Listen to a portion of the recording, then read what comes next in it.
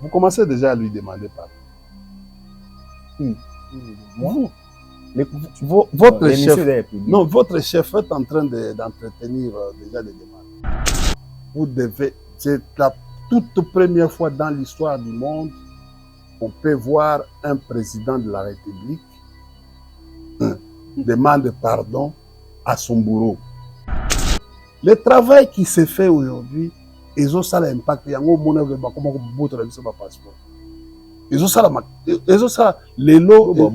Passeport, réunion a condamné. Mouto bien kaza condamné à mort. Bon, ça va. Bah journaliste et babi que braqué Zoana Honoris Porsche, aza membre ya PPRD Allemagne. Vous voyez bien? La dame là, en fait, nandenge nga na yebeli na kambo nyongo. Oyebi na koke nango musikati. C'est un montage de mauvais goût. Oh là. Ce qui s'est passé à Kinshasa. Oh, je suis en train de... Nous avons vu tous la banque. Je l'ai dit à haute voix.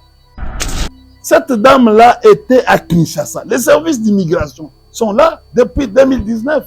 Elle est venue avec la vague. Elle est venue avec la vague. Et aujourd'hui, Mukuna.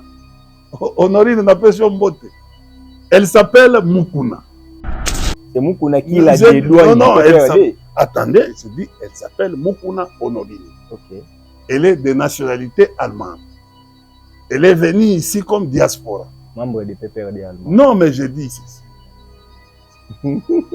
Monsieur, India Force. Est-ce que le monsieur là, le fameux monsieur, journaleux, non, mais c'est un journaleux. Minimum mais c'est un journaleux. Je dis ceci, c'est un journaleux. Même si son opinion vous dérange, mais... Prends le dictionnaire, lis. Non, il est professionnel. J'ai dit ceci, monsieur. Tout le monde, même qui n'a pas fait le métier, qui n'a pas fait au fait, la formation, est professionnel aujourd'hui. Et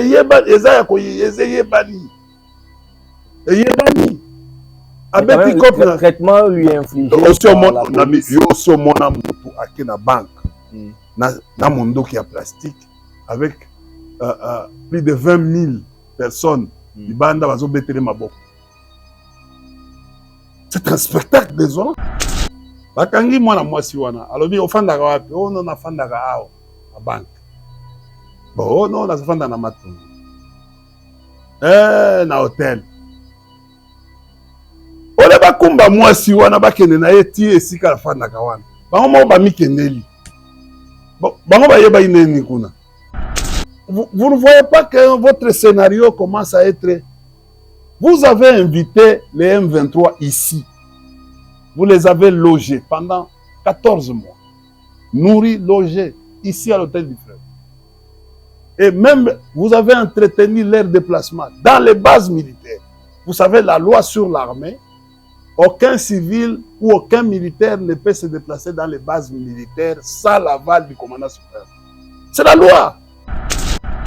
Quand le mensonge prend l'ascenseur, la vérité prend l'escalier. On a promis, on va donner les jeeps aux députés. Il y aura des jeeps.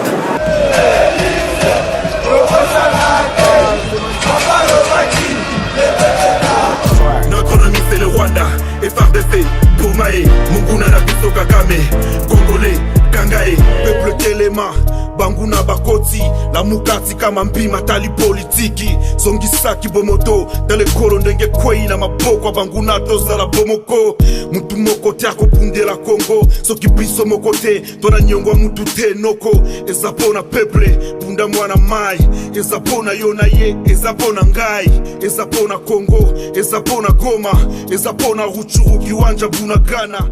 Puissance ya liloba eleki ya lisasi mbote na bino nyonso bozwi bakumalamu ya kolanda Archidic Info bino nyonso bolandaka masolo ya politique esengweza ya koyeba ki boza ebele partout dans le monde. L'actualité nous oblige, en tout cas boyebi ki actualité eza vraiment ebele na République démocratique du Congo sur le plan politique et donc et sécuritaire. Donc solo là vraiment na molai émission na biso yo to bimisa mayele, to proposer, to critiquer, to solo la lolenge nini. ebongi mboka ezala. India Force est sur ce plateau.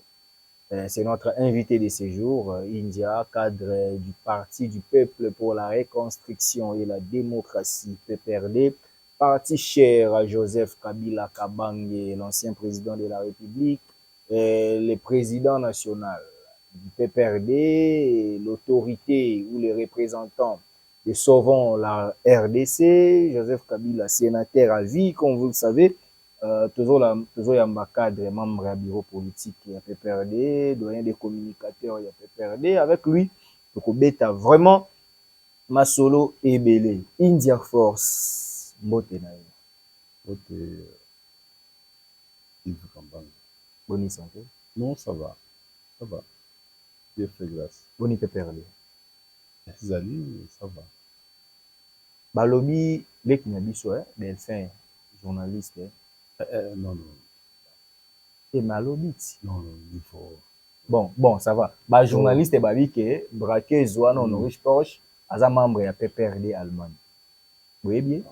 Est-ce que je vais me réduire à la niveau? Aza accusation. Dans le niveau, il y a journaliste. Hein, je ne sais pas. Non, attention.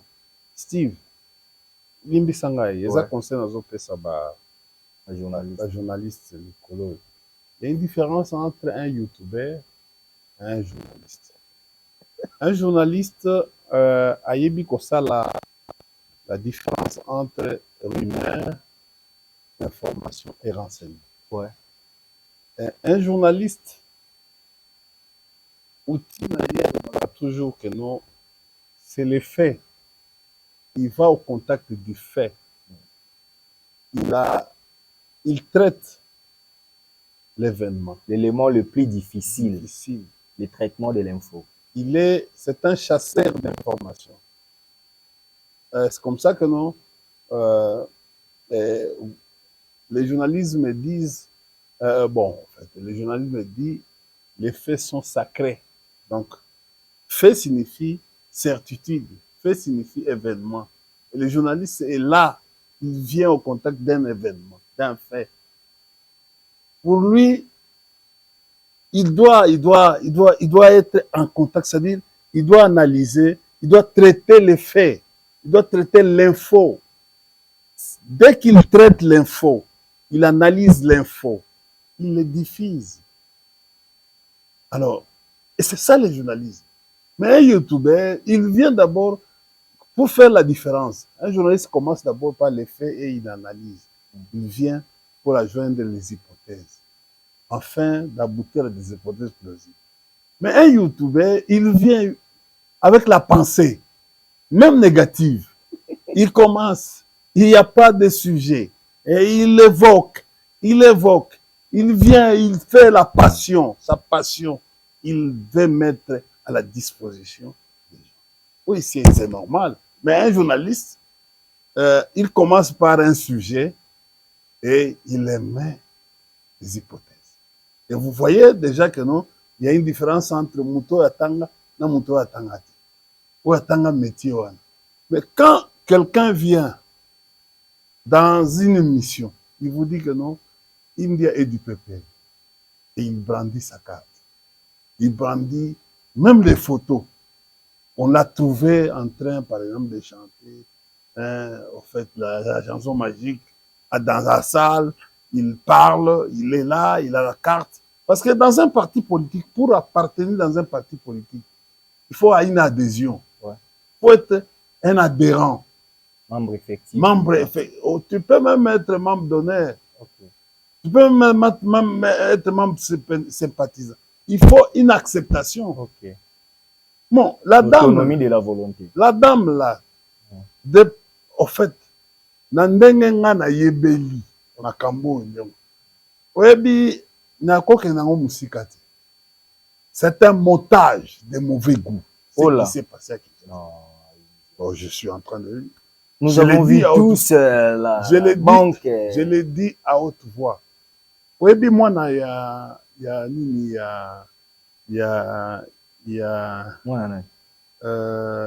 vient à Bissomboso. Ah, ok. Le capitaine. Je voulais rappeler il avait fait des révélations terribles. Il y a eu des gens qui ont fait des révélations terribles. Il y a Matadi. Ces gens de braquage, à certaines années, ont eu lieu si Nazo informé par la Matadi Bayebi. Bayebi. La connexion, analyse des connexions. Vous allez vous rendre compte que non, ce que nous sommes en train de vivre aujourd'hui à Kinshasa, ça s'apparente à ce que vous viviez à Matadi. Cette dame-là était à Kinshasa. Les services d'immigration sont là depuis 2019. Elle est venue avec la vague. Elle est venue avec la vague. Et aujourd'hui, Mukuna, Honorine n'a pas Mbote. Elle s'appelle Mukuna. Elle s'appelle, n'est-ce pas? Oui, elle s'appelle Mukuna. Moi, même pas Brandi comme vous n'avez. Elle s'appelle qui? Elle s'appelle Mukuna. Moi, bon, dans l'interrogatoire. Elle s'appelle Mukuna. Et ça fait problème. J'ai dit ceci. C'est Mukuna qui l'a dit. Non, attendez, je dis, elle s'appelle Mukuna Honorine. Ok. Elle est de nationalité allemande. Elle est venue ici comme diaspora. Membre des PPRD allemands. Non, mais je dis ceci. Monsieur. India Force. Est-ce que le monsieur là, le fameux monsieur, journaleux. Non. Mais c'est un journaleux. Minimum de... Mais c'est un journaleux.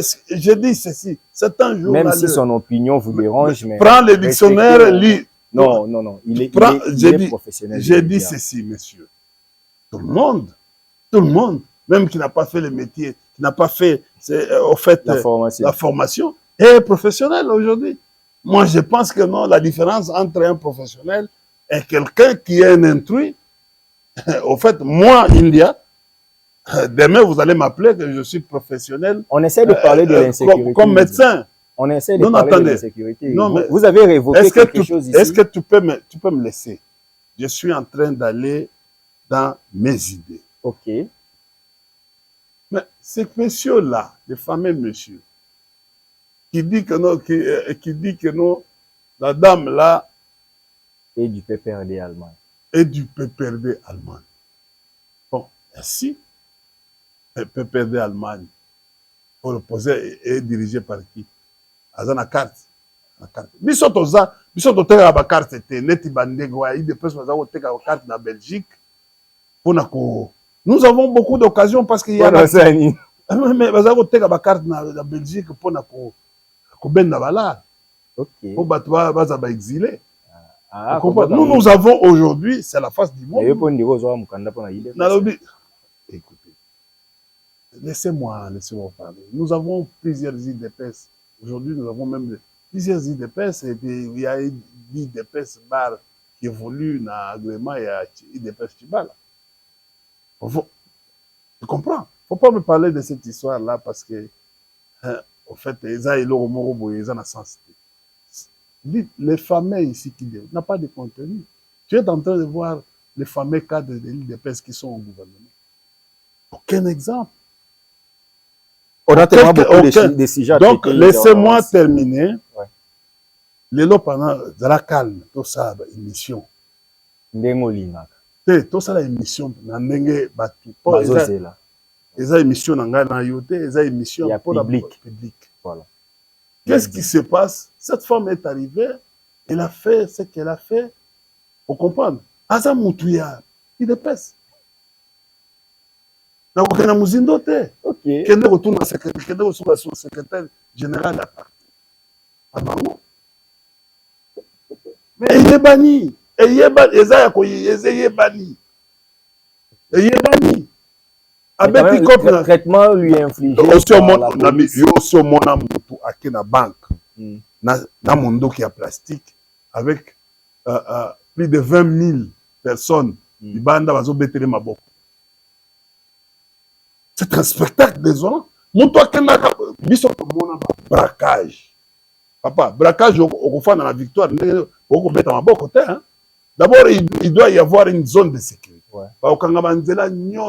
C'est la police criminels ou la police oyo ya antiterror bakokanga banzela kobanda omoni tala esika ozali soko sali coquille de sécurité esika na victoire ça y est bakobanda kokanga nzela bakokende non koleka pire parce que en fait il y a pire les gens ya police eza wana et puis tala scène wana ezali scène moko oko ata soki oza te oko comprendre yango te comment bourgmestre ya Kasavubu akokoma avant ya bourgmestre ya Kalamu. Oh, c'est à côté de la commune.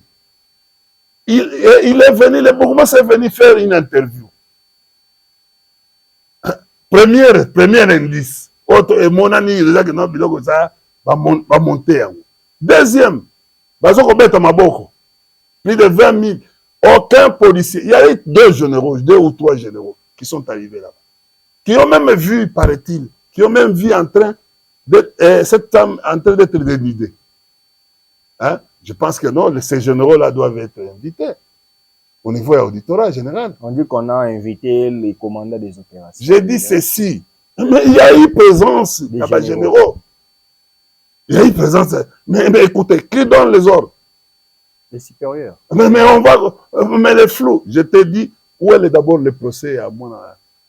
Boss. Enquête en gros là c'est à longwa aujourd'hui il y a quand même connexion à braquage belé mais meka mwana ya mboso wana il fallait mwana mboso asa la procès uniquement je peux bien être capitaine Junior Mboso pardon moi on rappelait ka mwana mboso comment asa mwana mboso te asa ki ba révélation papa na ye asa la communiquer. Vous comprenez? Ça va communiquer. Moi, na majeur, mais ça va communiquer. Vous comprenez? Et puis, il y a la police. Moi, na majeur, ça va communiquer. Et personne, j'ai dit, personne n'a. Personne a union sacrée. Aloba est le côté, dans la police, auditorat général. Aloba est le côté. Vous comprenez? Dehors. Ce qui te landé là, ils ont ma connexion. Oui, il y a un dossier au biso de Goyanango. Goyanango. Dans le biso de Gozong à la pouvoir, ils ont un dossier. Mais je te dis, mais je dis ceci.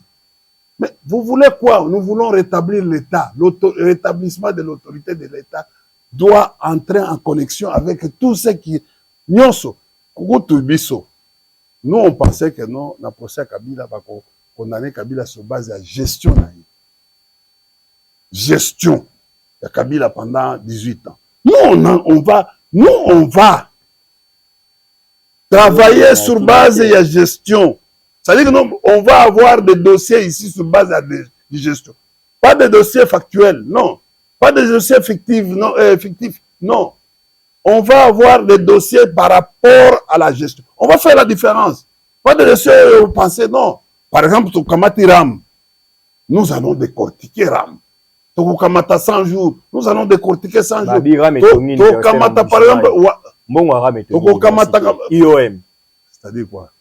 Yo lobby, Ram escroquerie, Ram sur 700 millions de dollars, une université c'est combien?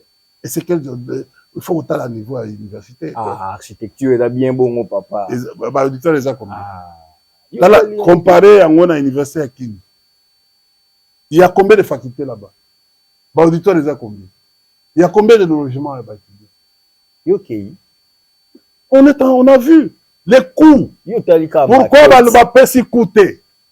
Sur 600 millions, une seule université. Or, l'université de Kindu a été construite avec combien? 2 millions? Oui. J'ai dit 2 millions. Attention. Il y a une différence entre l'université de Kindu et l'université Mapon. Ah, ok. Mapon, c'est une université privée. Ok. Mais l'université de Kindu, c'est une université officielle où il y a même des facultés comme médecine. Ça, vous avez raison. Oui. Ouais, vous avez raison. Non, on ne veut pas trop parler. Papa. Sur le plan gestion, on ne peut pas parler. Kamata, qui a filmé l'université de Kindu. Il y a quoi là, ça, université Wana. Bon, t'as la auditoire. la petite histoire, autant la même durabilité, il y a université. On avance, s'il vous plaît. Cette université de Kindu, c'est depuis 2017 qu'elle existe. Bon, autant la université Oyo, na yoki même peinture, et ça mon boulot. Écoutez, nous avons des gens qui sont en Bujimaï. Et qui nous donnent des détails. Yo, Zaki en Bujimaï. Yo, pas bengana yo na réunion un journaliste qui est devenu, parce que Oyambara Batu ya PPD ngai. Ba bengana yo na réunion na yo kaki. Réunion. Bonga za mambo parti politique. Ba bengani yo balobi que non. Non, on peut pas interdire quand même les reportages. Mais pourquoi on a fait ça? India. Ah, pardon, pourquoi on a fait ça? Non, c'est moi qui pose des questions. Écoutez, non, ça ce n'est plus les journalistes. Vous pouvez quand même respecter. Non, les journalisme aujourd'hui est comment? Aujourd'hui,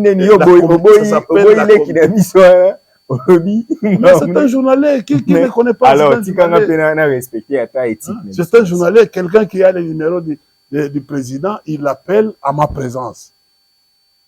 Oui. J'étais scandalisé en pleine émission. Il appelle à ma présence. Bon, je ne sais pas s'il voulait m'intimider ou quoi. Oui. Et puis moi, j'étais étonné. Les journalistes. Et encore fait son rapport. Aïe, aïe, aïe, Mboka Oyo. Encore fait son rapport à l'émission. India. Je ne sais pas. C'est le jour où je me suis dit. Oui, mais il dit. Ah, Tala. Bon, on a service. Je vous conseille. Vous comprenez? Vous Futa. Vous avez la politique. C'est-à-dire, le métier, on a vous comprenez? On a des journalistes comme ça que non, même si il y a beaucoup de lobby, on a la raka. On a la partisan ya mutu. Et ça m'a bien. Je rentre à l'histoire ya braquage. Bakangi mwana mwasi wana, alobi ofandaka wapi? Oh non, nafandaka awa na banque. Bon, oh non, nafandaka na matongi. Na hotel. Ole bakumba mwasi wana bakende na ye ti esika afandaka wana. Bango mo ba mikendeli. Bango ba yeba ineni kuna. C'est bon, hein? Et il faut aller avec le prévenu là-bas. C'est lui qui doit. Parce qu'il y a une clé. Beaucoup de bouka, destruction méchante. Beaucoup de oya afandaka. Bosali aventure bosala kiwana. Est-ce que les gens, nous sommes rassurés que nous avons. Parce que y a un homme qui a fait un babilo qu'on a eu, tout ça. Bino bokei, non, ezana bikoko, ezana elokwana. Vous touchez même au culte des autres. Alors nous sommes un pays laïque. Toké eloko mususu. Bolakisi elokwana. Avant, ça la enquête. Il y a certains éléments, il y a enquête, et cause à la divulguer, avant de réunir tous les moyens. Il y a indice, mais c'est, en fait, il y a des épisodes, il y a filmé. Vous comprenez? D'abord, moi, si on a. On va pas s'éterniser à attendez, moi, si on a piégé Bango, il y a un monde qui a plastique. Va confirmer en gros que monde qui a plastique. Bah, on monde qui a plastique, c'est comme monde qui a zago betandé. Bah, le béo, il y a 8 personnes. 8 personnes, mais actrice, il y a film, il y a moko. Or, actrice, il y a film, bah, quand il a été. La film, la critique, ça va être. Vous comprenez? Commando na kona de barbares, après, épisode. Après, épisode, et puis, c'est qui c'est. Ok. En plus de ça, kuna film na bango. Oh, bangi, oh, nani, drogue, tout ça. Tout ce que nous avons présenté là. En attendant, 20 000 personnes, les Vous comprenez? Qu'est-ce qui se passe en dehors de tout ça? Rendons-nous au Kenya. Benide, moi si, balakisi, batie, oezaki mambuma ya comprimé, batie pembeni, ya sexe. Mais c'était grave. Les lobes allemands, bakoma kosala biso pression. Bino vous tremblez malamoko bokomi non, commencez par arrêter d'abord. Commencez par arrêter les généraux qui étaient présents. Président dans le conseil des ministres. Mais c'est le président, mais c'est lui qui est la loi sur l'armée. La loi sur l'armée. C'est le président de la République qui est responsable des déplacements d'une section de point A à point B. Donc, cette opération a été prise en charge par le président de la République. Donc, les conséquences de cette opération reviennent au président de la République. La loi sur l'armée. Opposant. Non, India, on parle. Pardon. Il y a des choses plus importantes que ça. Non, tia tembe. Na tia. C'est-à-dire que. Tia accent. Na tia point. C'est Tshisekedi qu'on doit arrêter. J'ai dit, non, mais au fait, il est d'abord responsable. Okay, parce que c'est une opération, ce qu'on appelle dans l'armée, la mise en œuvre. J'ai compris. La mise en œuvre, parce que nous avons vu, et la police et l'armée qui étaient là. Ok. Merci, India. C'est-à-dire que non. On a compris, merci. Bon. Selon India Omari, comme la mise en œuvre de cette opération a été présidée par le président, c'est lui le responsable. India, nous partons au Kenya. Le conclave qui va nous sortir après, sauvant la RDC. Mais tu étais absent. Tout le monde ne peut pas être au conclave. Alors que c'est une nouvelle plateforme, c'est une nouvelle configuration. Conclave signifie quoi en français? Signifie réunion. Ouais. Réunion du mouvement. Pardon? Non, moi je n'ai pas besoin. Tant qu'on a au Sénégal, à Abidjan, à Cameroun. Non. Le travail qui se fait aujourd'hui, ils ont ça l'impact. Il y a un moment où comment botre le passeport. Ils ont ça les lots. Passeport réunion a condamné. Muto boyebi bien kaza condamné à mort. Oui. Parce que a bengi bino ba vivant. Oyebi Jean-Jacques Ouondo avait donné un module, il y a au sala d'activité antipatrie na kati ya mboka à l'époque, en 2015, à Île de Gorée. Notre service était informé par même les gens qui étaient. Heureusement, il y a quelqu'un qui vient même de témoigner ça. Il y avait qui dans cette réunion? Citez-moi les gens qui étaient à Île de Gorée. Katumbi Azalaki,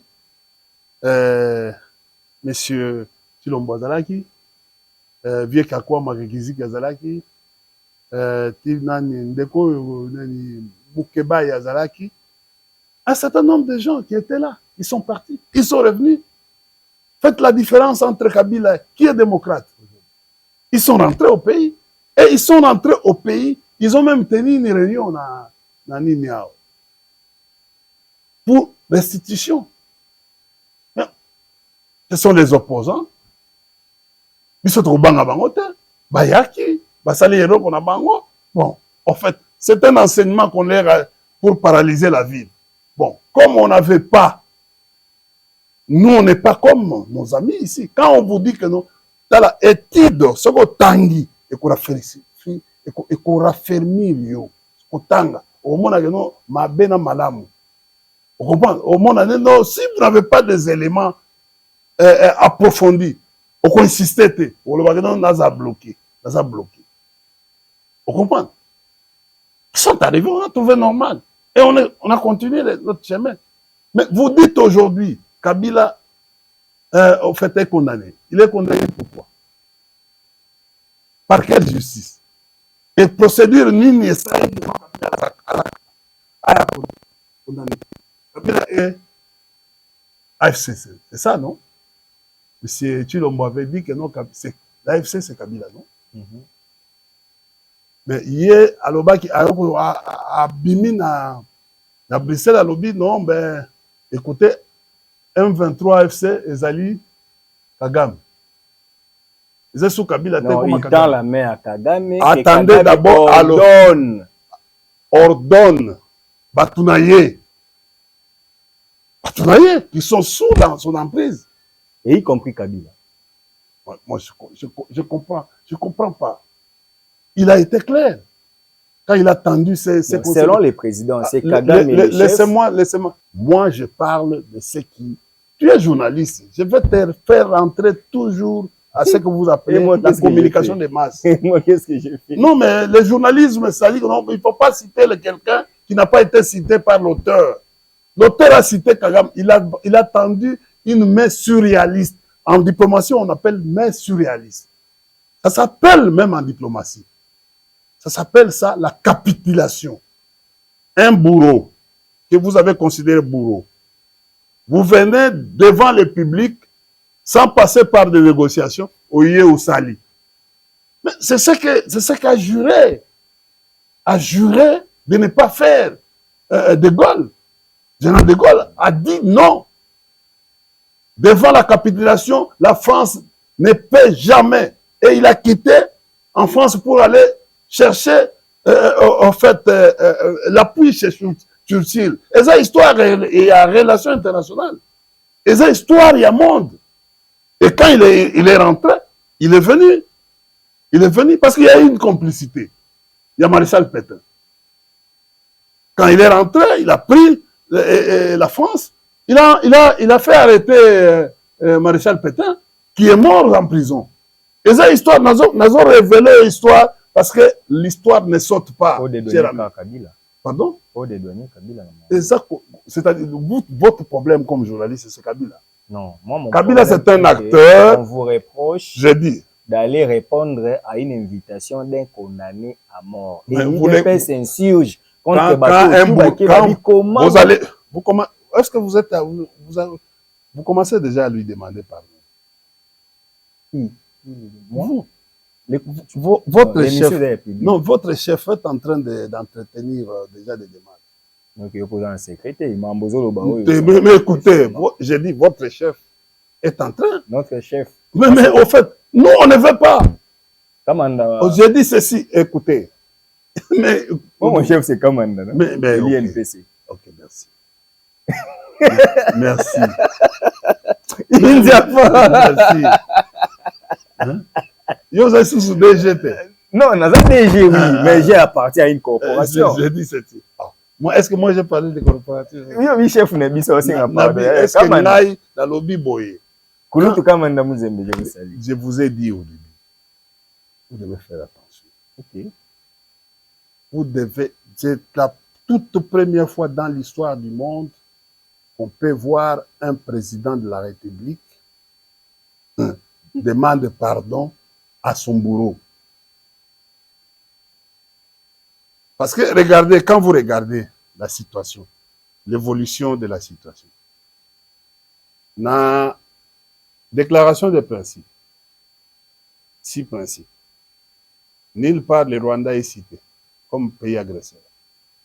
Vous allez dans un accord de paix que vous avez signé contre les Congolais, au détriment des Congolais, c'est-à-dire nulle part le Rwanda est ici. Vous venez à Doha, vous avez signé l'accord, ce qu'on appelle l'accord de 7 principes. Nulle part le Rwanda a été cité comme pays agresseur. Vous venez de signer, il y a à peine, les jours où Kabila tenait la réunion à Nairobi. Vous avez signé. Nulle part le Rwanda a été... Mais en fait, vous ne voyez pas que votre scénario commence à être... Vous avez invité les M23 ici. Vous les avez logés pendant 14 mois. Nourris, logés, ici à l'hôtel du Fleuve. Et même, vous avez entretenu leur déplacement dans les bases militaires. Vous savez, la loi sur l'armée, aucun civil ou aucun militaire ne peut se déplacer dans les bases militaires sans l'aval du commandant suprême. C'est la loi. C'est-à-dire, quand M. Chilombo dit que non, mais je suis l'homme le plus informé du monde, de la RDC. Mais Kankonde ne peut pas déplacer, le ministre de l'Intérieur ne peut pas aller faire déplacer les gens dans les bases militaires. C'est bon. Est-ce qu'on y a dit que le lot, il y a un communiqué de l'état-major général signé par le général Banza, que vous n'allez même pas circuler sur les corridors à Kankoko. Est-ce qu'on y a bien? Ouais. C'est bien. C'est-à-dire que non, on peut vous interpeller dès que vous passez dans la moto sur Kankoko. Et bon, moto a aucune de la base. Vous voyez?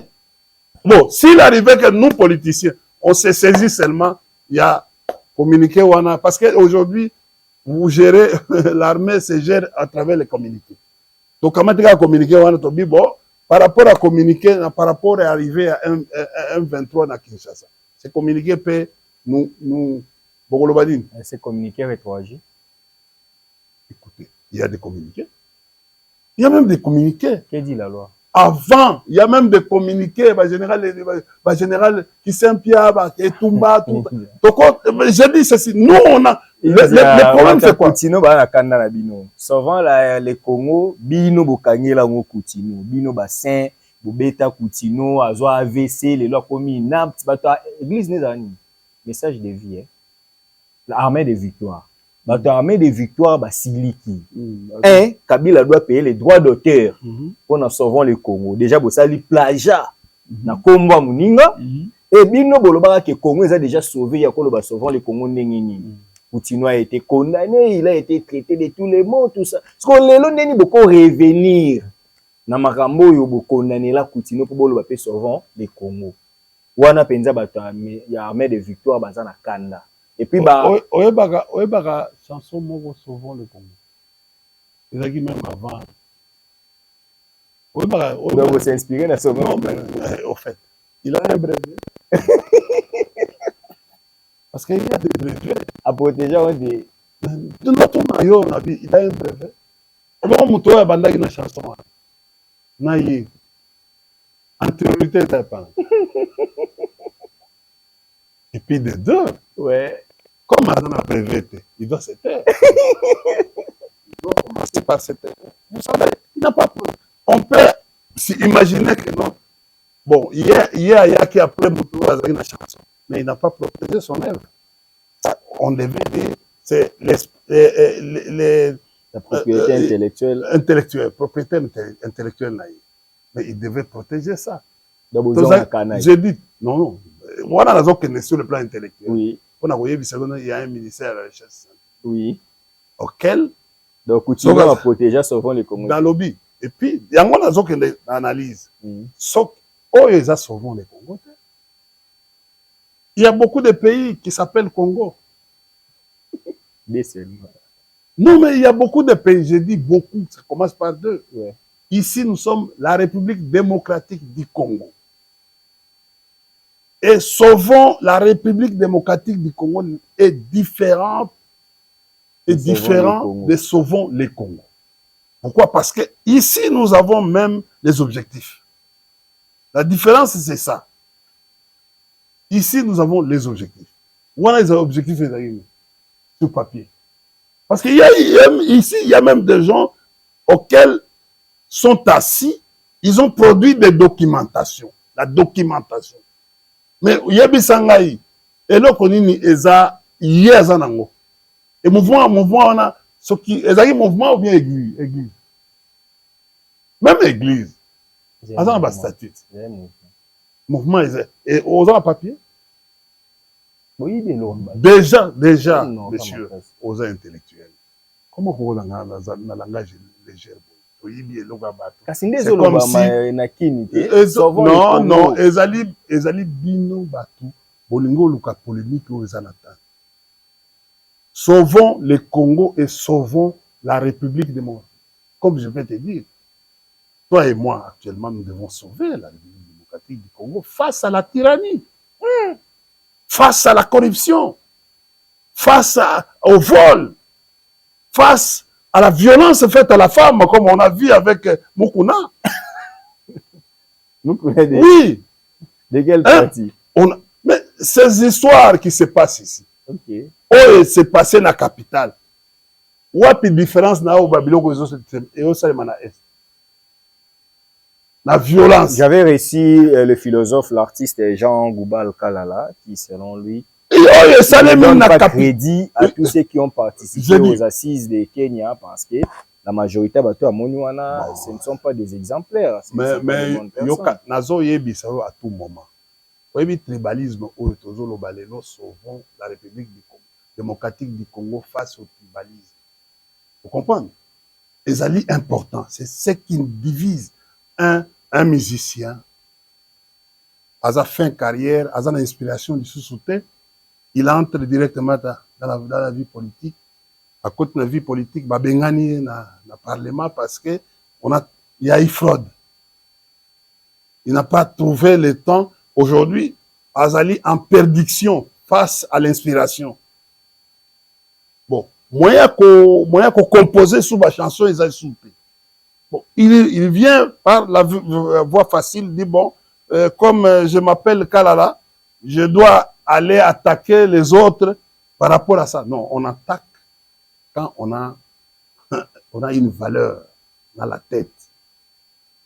On a la tête. Ils ne pouvaient accepter un jour de voir Franck Diongo à côté de Joseph Kabila, alors que Franck Diongo vomissait des sangs ici, Franck Diongo était incarcéré, qui selon lui, c'était Kabila le mal. Aujourd'hui, Diongo s'est rallié à Kabila. Cher ami, moi, à la naissance, j'ai vu un catcheur. J'ai vu un catcheur qui est aujourd'hui pasteur, révérend pasteur. Un catcheur. Je te dis, vous appelez aujourd'hui. Hein? Un grand catcheur je crois à Kasumbalé, c'est quelque chose. Aujourd'hui, les lois ont beaucoup là. Oui, bien. À cela même, à stade plein. À l'époque, moi-même, je l'ai produit au campus. Mais aujourd'hui, j'apparais, il est devenu pasteur. Hier, il était charlatan. Aujourd'hui, il est pasteur, grand pasteur à Kinshasa. Ça veut dire, au fur et à mesure, Moutago a évolué. Il peut prendre. Mais comment yo Mouto oyo étudiant na pesi bino mbote mingi ba kasapa. Boyebi lere tuzaka ba match wana. Faculté de droit banda oke de luka pasteur wana. Kwa sali bango bakisi. Contribution bato ya science sociale. Boyebi affaire wana. Yo ya koma lelo pasteur. Azaki katcher. Katcher wana azako bunda na force te. Azaki na force pete. Soka sali moi jip. Soka sali moi mouchoir boy. Muto akwei. Mais les lois à pasteur. Bon, dis-moi. Non, Franck, ce n'est pas Franck. Franck, c'est un monsieur. Non, Franck, c'est un... Je vais vous dire, c'est un grand monsieur. Moi, je le respecte, c'est un grand frère. C'est un grand frère que je respecte beaucoup. Allez, si je te salue. Je dis, c'est un grand frère. Ezalangai. Politique, Ezalangai. Ezala Lukusa, Martin, était dans son parti, non?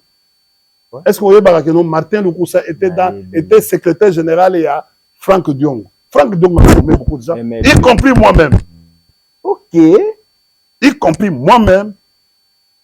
Vous comprenez? Il a formé beaucoup. Bon, tous ces l'IDPS là. Vieux Olenga, Franck Diongo. Baza parmi, en fait, vieux Kalele. Parmi Batoyo. La plupart des bateaux vont évoluer. Joa et logo na yo kendeko tuna Mishiki. Mon ami Mishiki. Vous comprenez? Ce sont des gens, ce sont des concepteurs, ce sont des gens. Bon, en fait, na biloko ya ba parti politique. Ba vie wana baza radicalisme ya bino peperde na Franck Diongo. Bobo sani yango. C'est quoi?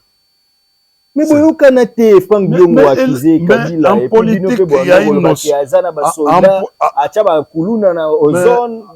Au fait, il faut faire la différence entre politique na batou et administration. Batou ba sala police, batou ba sala ba JR, ba garde républicaine et les autres. Il faut faire la part des choses. Les alliances se font et se défont en politique. Okay. Il faut toujours, c'est le principe, c'est le principe politologique. Je peux vous dire une chose. Nous, on était à l'opposition. Et on était au pouvoir. Franck Enani, vieux Jean Enani Vwemba était à l'opposition. Na Kasangulu. Franck Enani, vieux Vwemba. A télémisi, Kabila Zako ya,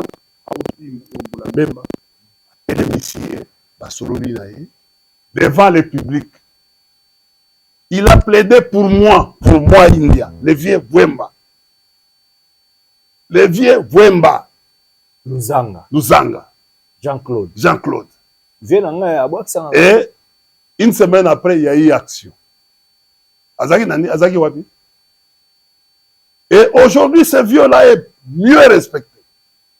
Ngaïna vieux Franck. Tozo Uta Tota Lubumbashi. Tota Lubumbashi na avion. Vous comprenez? Bato nyese na pesi bango mbote ozaki na kati avion ba yebi. Nga tozo Uta na mama. Mama uti kuna aye abi India. Tika na fanda na yaya.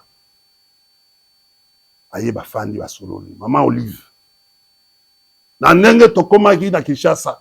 Et avant tokoma Kinshasa, maman lobi non, India yaka continuer la vie là.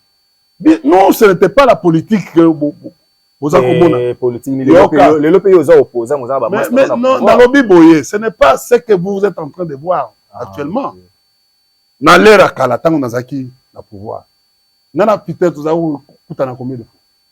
Tous les jours presque.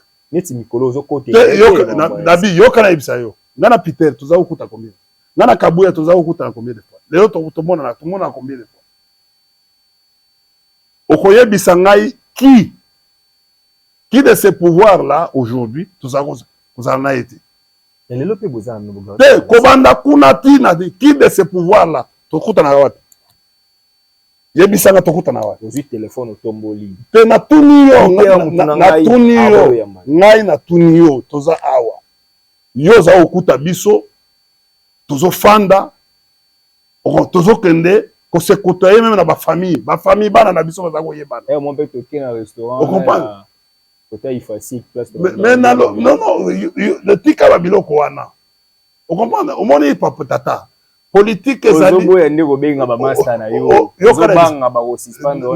non, ça n'a rien à voir. Moi je ne renie pas. Tout le monde sait. Même bango wana kobanda likoloti bayebi India. Kobanda likoloti kuna bayebi India.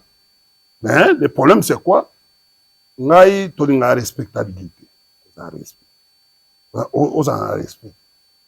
Ce n'est pas parce que les lots nazangiti il faut que ngana kende ko bondela na banda kuna kuseka na senga pardon peu importe les divergences na lobby na senga pardon comme vous avez fait à Kagame. On ne fera pas.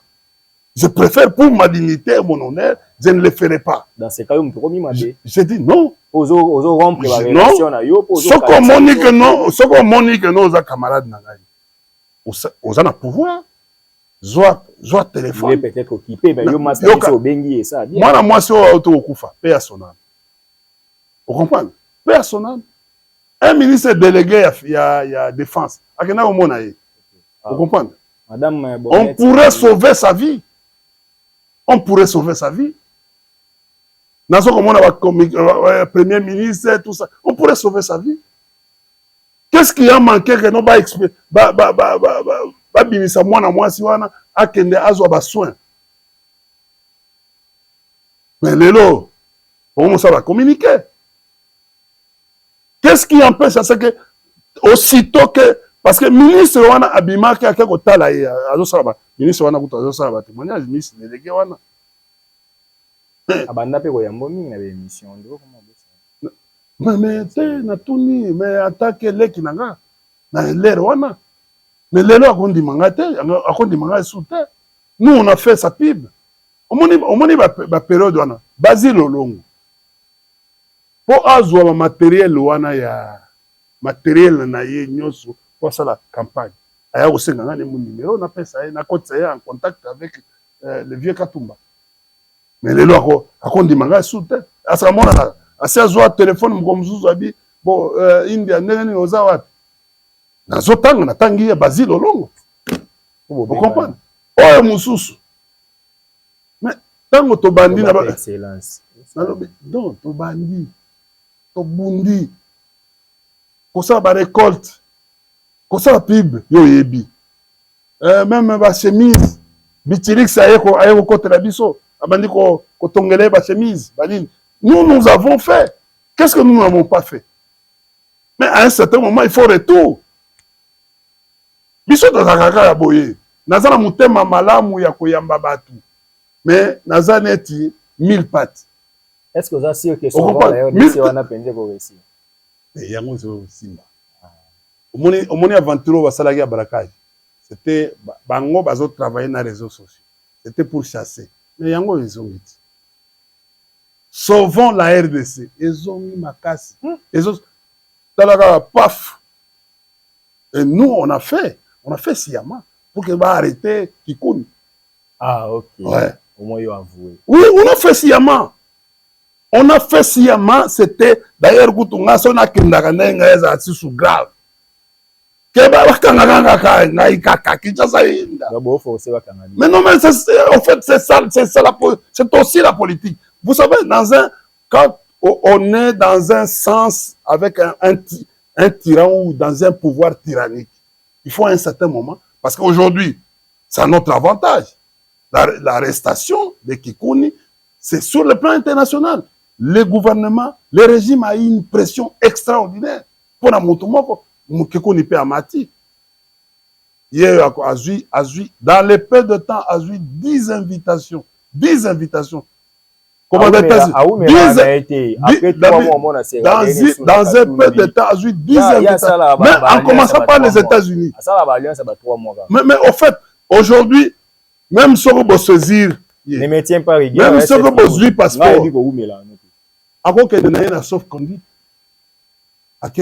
Ça ne sert à rien. Bokanga mutu passeport. Bokanga mutu netinga passeport. Bon, tu vois. Combien de fois on a Israël sans passeport? Mais problème, il y a une tyrannie. Combien de fois on a na Kota Belgique sans passeport. Sur base de Kaka, il y a téléphone, il y a vieux François Béa. Na Kota Belgique, François Béa. Pas Thomas. Na Kota Belgique, na Fanda, sans. Vous devez savoir que non, il y a plusieurs mécanismes. Il y a Kotambola. Moi-même, écoutez, moi-même, oui, biso to abatu moko, au moins DGM, Direction Générale de Migration. Biso na ba vie Bayambouya, na ba vie Maurice Tamboué. To créer biloko wana. Est-ce qu'on y a que non ngai avant parce que yo yebi ngai kaka na biloko ya hein ODG. Non, moi je viens na route dans ma machine. Quand nous avons créé cette histoire, il y a des gens qui vont voyager. Il y a des gens qui vont voyager dans le monde. Mais là non, soy. Ça Zakari va avoir mais ça mutu na ngai. OK, ça va. Ah mutu na ngai na problème na yango wana. Ngai na Zakari za mutu na ngai. Yo yebi ye moko yebisaki yo. Vous comprenez? Ngai na Zakari oyoki ke fara de ça venir récupérer de Goma. A récupérer Goma Bunagana, a récupérer partout. Vous comprenez? Donc c'est ça le fait ça sous terre. Et AFC Mikolo na lobby c'est long. C'est ça le fait ça sous terre. Donc va violer c'est ça le fait. Ah donc ozo ya ko accuser sur le plan attention. Quand tu fais une émission avec moi, il y a la satellite au-dessus. Oui. Moi je t'informe parce que si vous ne savez pas mais je suis connecté, je te dis que non, ça te fait le fait au lobby à Bongo. Tu donnes des certitudes parce que il y a une violation, il y a une information TK. Mais on a vu pas na yo. On a vu pas na yo. Soit on va pas insangai. On a vu pas na yo. Pas de ces mots. Nga na intimidation. Bato ba intimidation. Nanga échappé à la mort. Bato ba intimidation. Les ministres intérieurs. À partir des États-Unis, ils ont prendre acte dans le téléphone. C'est compliqué. Moi, c'est la première fois de voir comment le régime a administré Mboka. Aux États-Unis, moi, c'est la première fois. Aux États-Unis, les ministres il parle, il agit au téléphone. Aujourd'hui, l'acte administratif d'un ministre, ce n'est plus l'arrêté, ça devient téléphone. Pour nous menacer, pour nous bateau, nous sommes dans la réunion, il y aura des sanctions. Oh, mais c'est le ministre. Pour ça, quand même, juriste, droit administratif, autant dit. Matata ponya bunga kiawa. Yo lobi na émission disparu. Yo na kiko la mukasko. Mais il ressuscite. Mais il faut retourner la question on a fait à Franklin Chamala. Mon Wanzam. Il est parti, il est rentré. Est-ce qu'il y a zongi ba inquiété était wana. Mais j'ai dit ceci, Wanzam mon Nzambi a zongi. Franklin Chamala. Mon Nzambi a zongi. Matata ponya pe fi. J'ai dit ça, je vous dis c'est la puissance. C'est la puissance de Matata. C'est la puissance.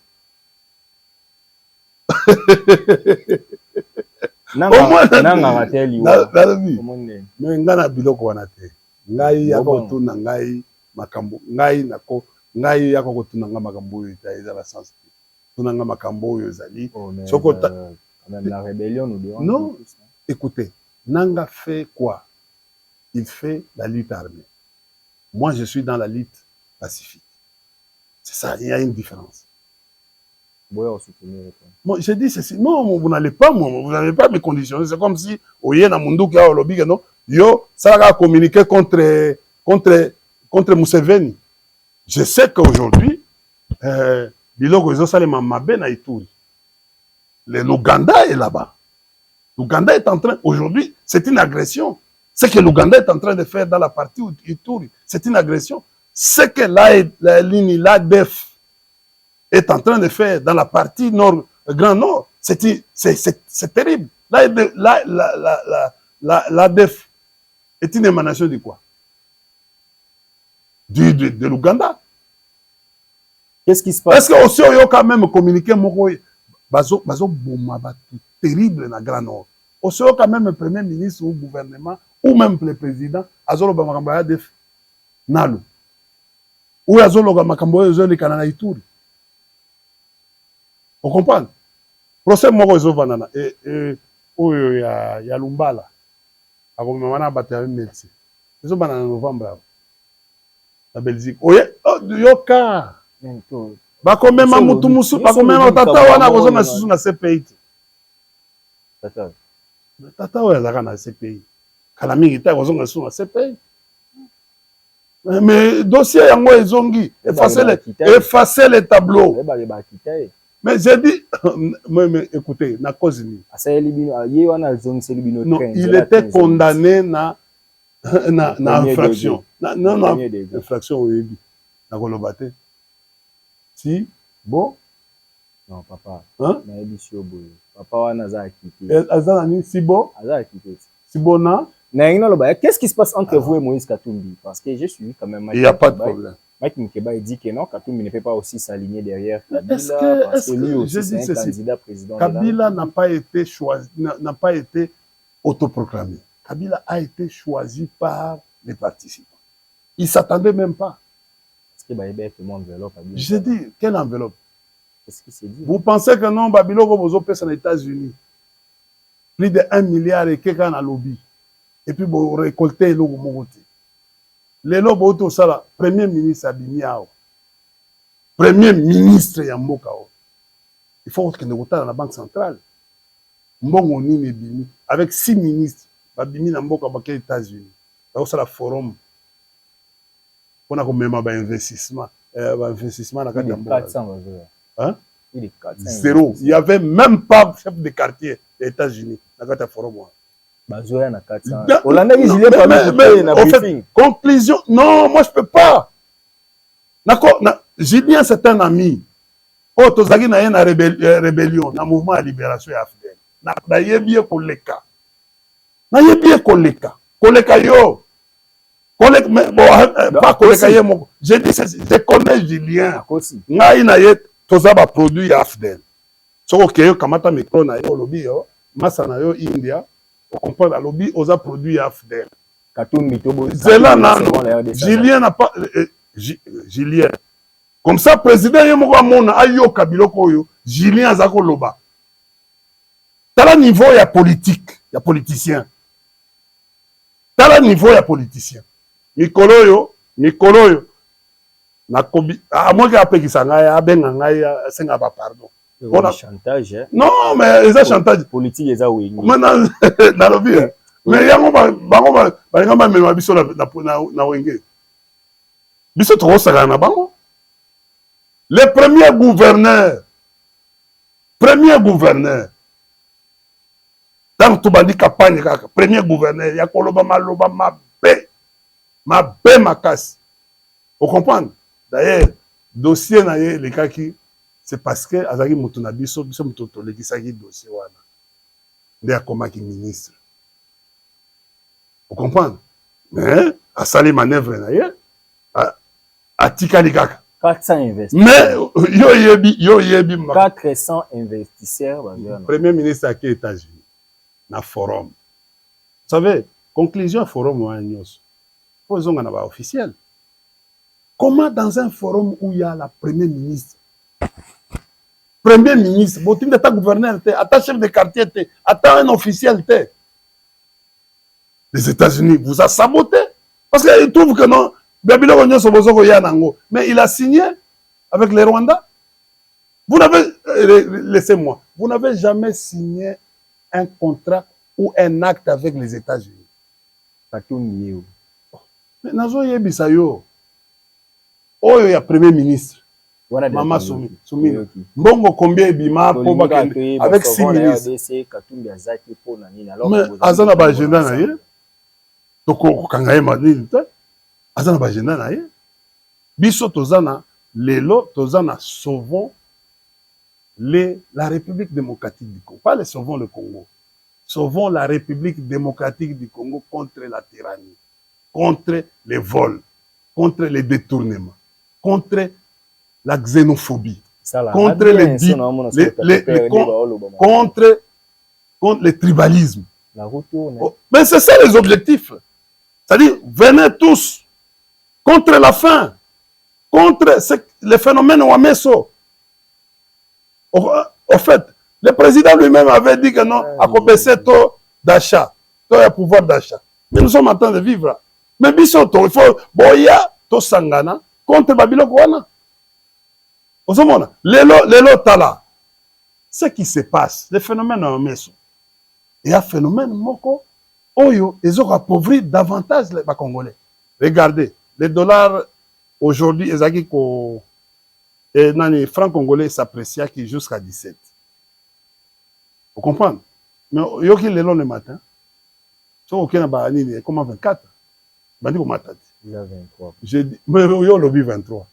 Yé moko na bi yo lobby 23. Wana ba kambiste na lobby yo lobby 20. Kambiste a changé en 17, na 18. Mais c'est ça. Mais chez moi qui réglemente, qui devait réglementer, c'est la Banque centrale qui devait avoir les bureaux de référence, il y a bureau d'échange de référence dans les communes, dans les quartiers. La Banque centrale n'a même pas un bureau de référence à travers la ville de Kinshasa. Pardon. Mais signal que tu tiens à 10 minutes. Pardon, Nassili. Zéla Nassili, si j'ai ma casse, aucune station. Nani carburant ezali na 26 essence, donc 27 000. Yo, aux à $10, au changeant on a 20 ou 19. Vous comprenez? Marge est à 7 000. Donc, carburant au biso à l'époque, tout ça, on a 28 000, 29 900. C'est à peu près $9. Les autres carburant, on a $17. Carburant à $9, comment on a $17. Vous trouvez ça normal? Et ça mouyibi. Et en plus de ça, tout un phénomène guerre entre Batuyaba Congo. Parce que Bazo Oué là, Ouamesso alingi akoma premier ministre, Soumino aza premier ministre, oyo vie mususu nani professeur oyo économie. Samba Daniel. Alors, mutu akwapoye muninga aza te. Oyo azoloba eza ngai nde mutu azosalaka po eloko wana esala boye. Oyo mususu non, alors que le gouverneur la banque centrale est le conseiller en matière monétaire et gouvernement. Les grandes décisions doivent émaner du gouvernement appuyé par les conseillers. Ozomona, mutu nyonso mapeka. Bango nyonso, premier ministre mapeka. Oyo mapeka. Bon, tala budget bagena ko déposer yango eyaki na 28 500. Vous comprenez? Mais si on va taxer yango il y aura baisse à recette. Na makambo basali. Donc ils doivent budget wana lelo. Ceux qui va débattre au niveau du parlement, il faut rejeter yango. Sont tolingi tokende sur le plan scientifique, budget oyo na lobby lelo na Kati Seleka. Président de la République ba memio eloko oyo. Omoni ba biloko oyo. Biso to ba scientifique, nous avons aussi le devoir à aider yo. On a déposé un budget sur base il y a 28 500. Les lotos est changé. Et comment 17? Bon, comment... ils ont 23 000. Non, comment 17? Il y a lobby 23 000. Bon, 23 000. Mais il y aura baisse, il y a recette. Des Gérard na Ofida, bah, ça la baisse na DGI. Bah, ça la baisse. Parce que les commerçants va déposer un bon sur base il y a franc congolais. Il y aura un problème. Mon président, au monde pourquoi? Parce que le gouvernement n'est pas concentré. Balingi mingi ba voyage aux États-Unis ba kena ça ba forum kuna. Ba lobby ba yebisinga que non forum wana ko te dépenser sur 15 à 20 millions. Oyo kaka na États-Unis. Ba yebisio. Ba lobby. Spéculation. Non, ba lobby parce que oh tala. Ba ministre balingi ba voyage pour ani. Inza pour citer le ministre de l'industrie. Est-ce qu'on yebi que non lelo le ministre de l'industrie a démissionné. Oui. Pour azonga député, comme président de l'Assemblée nationale. India pire petit à Caméré dans les temps. Regarde la relation pour le social alliance aux zones c'est non. India pire petit à Caméré dans les temps. India a ebani pena boji. India otali président de la République. Conseil européen. Amakambo atika bango ka ba institution fonctionner les autres fonctionner to boji a raison de redémissionner zonga député ba entériné ba ça la plénière pour ya ko postuler les sous. Bon, vous savez, Boji doit beaucoup à Caméré. Moi quand je suis allé à Liège, lui ça peut perdre. Azalaka mutu peut perdre. OK. Azana ba souche. Po abima kuna. Po aya. A comment on ça ça? Et ça peut perdre, vous pouvez mailler. Vous comprenez? Bon, je ne vois pas. C'est un monsieur qui me respecte. Kaka. Il me respecte beaucoup. Moi, nous avons en fait, on avait de bonnes relations. Même à un certain moment, quand on voulait nous nommer tous, on était toujours ensemble. J'ai beaucoup de respect avec. Ce qu'il a décidé, Lélo, mais il doit toujours reconnaître que non, sa vie, Azaï beau-frère, il y a vieux. Bon, sa vie dépend aussi, bon, il y a vieux. Vieux, ça là. Vous comprenez? Donc, ma relation à Bango, ce qui est commis Lélo, bon, Italingaïté. Et mes boji, bazo radié na INC. Bon, on a évité. Radiation, vous êtes d'accord ou pas? Ce que c'est Bini Bongo, il faut ça le match. OK. La politique, ce que va radier comme Baramoko. Ce que comme on gérer, comme le président à Koti, Makamboango, maire à Koti. Mais certains disent que Boji a s'entêté devant Caméré parce qu'il a une relation étroite avec le président. Mais il y a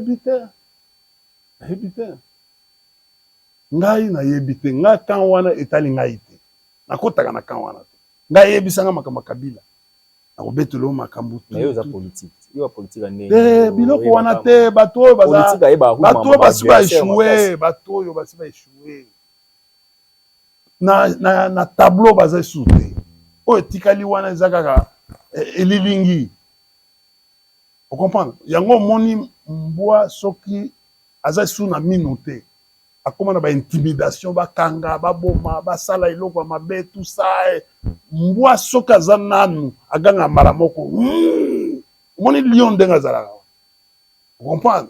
Mbwa soki aza manu na mino. Kamera aza na chance, aza na malchance ya bato ya formami ba bato. Nga na yebi te, aza pe na ba défaut na ye, vie pe na ba défaut na ye, aza pe na ba qualité na ye. Vous comprenez?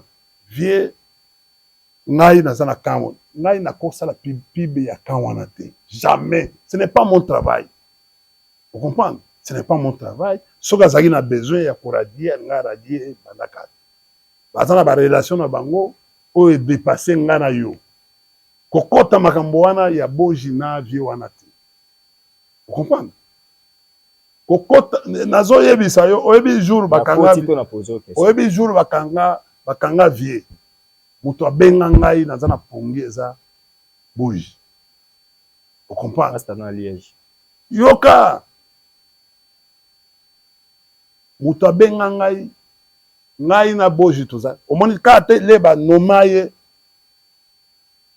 Bon, heureusement ngai pona na linga mutu abenga ngai ke ngana na benga. Naza koyeka. Ba yebisinga après ono boji do faute na ye ezala geno asimba téléphone te. Ah. Nakana kamwa bi boji waza kubenga nga par jour attaque combien de fois là ayamba sur téléphone de bon. Ngai pe na olinga ko se ridiculiser te. Osona bengi mutu une fois deux fois ayambi ngai te. Parce que ngana yamba mutu nyos. Oza petit, oza nani, parce que nous sommes en politique. Bako yebi soke no tala India nengo zali wana babandi bazoya koluka balingi baboma yo. Longwa na isika wana kende na sika B.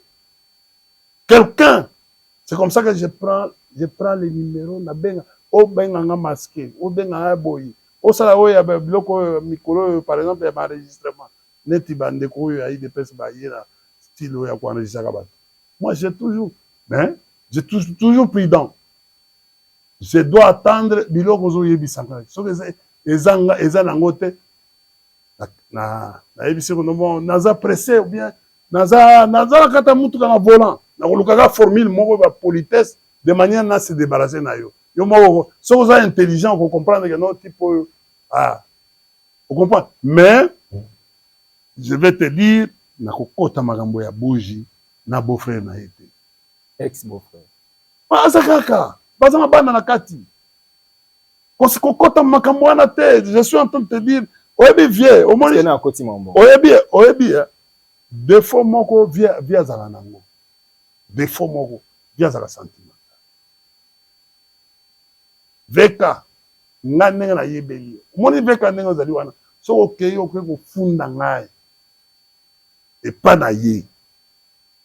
Nenga yebeli India. India za mutu moko depuis dans longwa na PPRD atikala jamais ko finga nga etika aoye akosilikela yo koza batu mibale o bazaka na caractère wana ye na vie baati lukwebo comme kate ou bien okende pa ya vie baati oloba makambo ya mabe contre Kamer okomela na parti na eto. Ce sont des gens que en politique j'ai beaucoup aussi appris. Vous comprenez? Au moment na yebi ezala parce que bango nyonso ba vie na nga ezala bien mboso ba vie mboso ba vie na en fait mais comment c'est tout ça ça yoka ba vie wana ba vie ngana za okubima awa vie mboso po comme vice ministre ayi moko yebi. Merci Ngana za okubima awa nazo kende kenge. Merci pour l'histoire India Force. Na toluka paix à son âme avec ma vie équité toluka réconciliation entre vie Théo na vie au fait vie Mboso na vie Matadi Wamba Matadi à un certain moment Matadi Nenga Marco Bangulu a pesa bino nyonso pe ba passe au bois qui sae botika au moni wana vie na ngai c'est mission. Merci India non yo kala on se retrouve la semaine prochaine na kotika eloko wana te parce que ozoloba vie Marco c'est un grand leader, un grand formateur. Non, mais au fait, viens on a adressé Yebana. Qu'est-ce que yo n'engozali? La copie c'est une. okopesa eloko te mais vie amona ke ba petit na nga na petit na ye ayebi alanda ngai naza petit na ye yokana mwana changu adresse yebana ata ba petit na yo babwakisa yo vie to bwaki non na kolinga Denis Kambai Macho Panda India Force Francis Kalombo boze belé ba kinwa benze belé yokana bisayo ba petit mako banguli na ya André Kimbuta petit na ye petit mako banguli mais yokana bisayo na 6e émission non boyeba ke bozafo bobwakisa vie non na kolinga eloko wana elikate parce que yo troublé mwana changu adresse yebana omoni na tozali awa benga tuna pe je kokoti okosi je kokoti azala na kati oyebi boze belé na ebi non bonga bando yeba bino lelo yo kana ebisa yo je kokoti azana ana IDPS est-ce que ngana ye tokata attends d'abord c'est un ami ezala Francis Chesco aza massa nanga Kambai massa nanga ya grave on comprend Pacho ata zo mona na te eza une concert awera yo kana na émission esili oui batwana so fozo ba yogi ke nona lingaki l'émission na yo eti bango libanga te politique eza wenge koboyi makambo non bango nyonso ngamo na pesi bango mbote na pesi pe wera mbote Weranson félicitations pona zela nano bela nano wera yebi ke ngana zalaka na yo wera yebi kaza vie na nga wera yebi ke bosolola bien amasa na nga eza blague te aza masa na nga combien de fanga no to sala mama wera ezala wera eza Adolphe na pesi mbote zaki na une semaine to tata mubichi on comprend wengeza politique oui tagi namba voilà netisco inja bubul na cadre ya wenge mbote na pesi ize bubul pa bebana ize bo pe oh asani vena nga bubul yondela la pesi mbote oh faut ani ko za mona wengeti lo wa bubul bebana na kofi yango yo pesa bubul mbote bon JB na pesi wana mukulu président toujours émission esili pardon papa chéri ngamona komiseli ombote papa chéri motopamba El Salvatore India Omari master na yo apesi ombote bandeko babolingo ngala bino tokutani mbala ya sima vous avez compris India faut pas comprendre ayi azara mona bandala et surtout que aller chasser à lobby na biso politique eza wenge eza politique ndeza bongo na minutes oyo Kinglish Nikolo bango sko baza tonya bebani na maison mère pouvoir IDPS bango siko PPRD FCC baza to mais aza bazo yo wera aza na petit na efali bazo comprendre que donc bandeko ba bolingo to kutani na bino est-ce que oyebi que très prochainement pour un nouveau numéro de votre émission Masolo ya politique quand on tolobaka ingénieur Starlili Maifa Zala Kaka pour réaliser cette émission que vous aimez tant peuple congolais mibundela osoko mibundelité mutako bundela yo azaki puissance ya liloba eleki ya lisasi. Merci.